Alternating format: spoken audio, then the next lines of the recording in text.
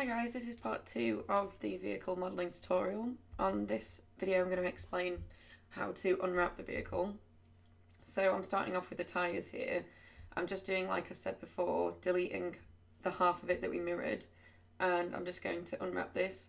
This wheel's going to be super easy because it'll just relax in on itself, so all I'm doing is adding the unwrap and then pelting it and just relaxing it, and it's a little bit squished, but I'm happy with it. I do move it to the right there, which is important because I want it moved off the UV space to the right. Now I'm going to go and do the wing mirror, which is a little bit more complicated, but you just have to think of it like a box.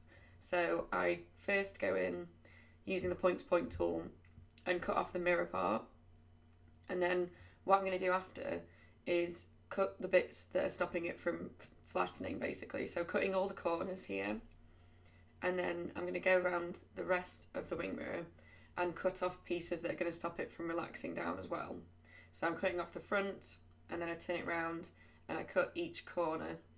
I think on this bit I was deciding whether or not I wanted it to be two pieces or one, so I actually delete this this edge here, but that's fine. And then for the back piece, all I'm doing is going around to each corner and cutting those in, and then on polygon mode again, using the plus on it to grab everything and just relaxing it down on the pelt. So when you start practicing unwrapping, it does become kind of like second nature, so it might be confusing the first couple of times you do it, but you'll be able to do this in your sleep eventually. Next I'm going to do the car, so again I'm deleting the left hand side of the car because when we texture it, we're going to put the mirror back on after we've textured it so that we basically save loads of texture space because we're only texturing half the car. So I'm going to treat it like it's a box again.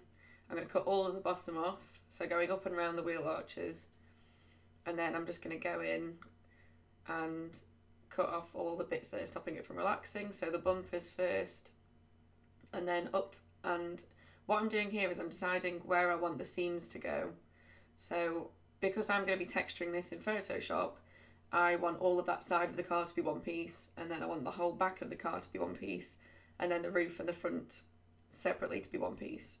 And it just makes it easier than having loads of different pieces, because when you're texturing it, you're going to want to decide where you put the windows and the doors and those fine details, and if it's really complicated, it just makes it hard to texture.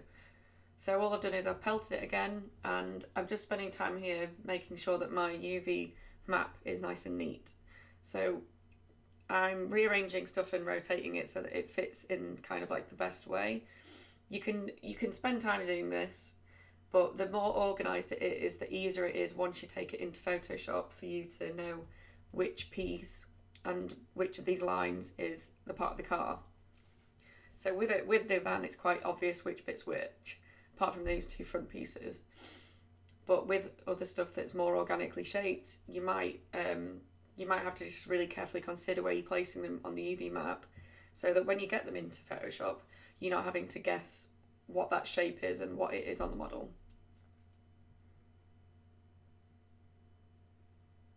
I do change my mind quite a bit on here, so I think, oh, I'll leave that there, but then I'm trying to make the most of the UV space, so I keep going in and resizing things.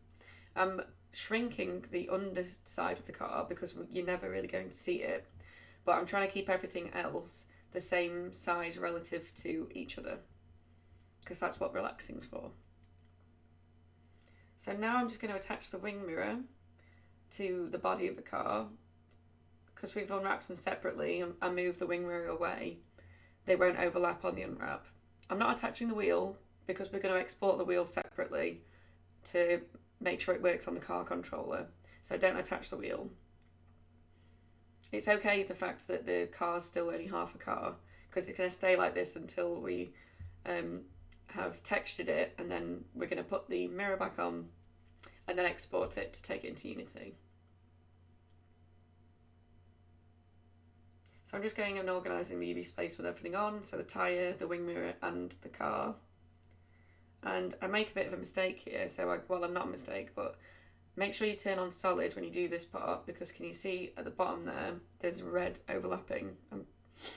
It's good that I turned on that, because I can see now that I couldn't see before that this part of the wing mirror is actually kind of like folding in on itself, and the polygons are overlapping, which is, you really don't want that on an unwrap. So I'm just going in now and separating them all out.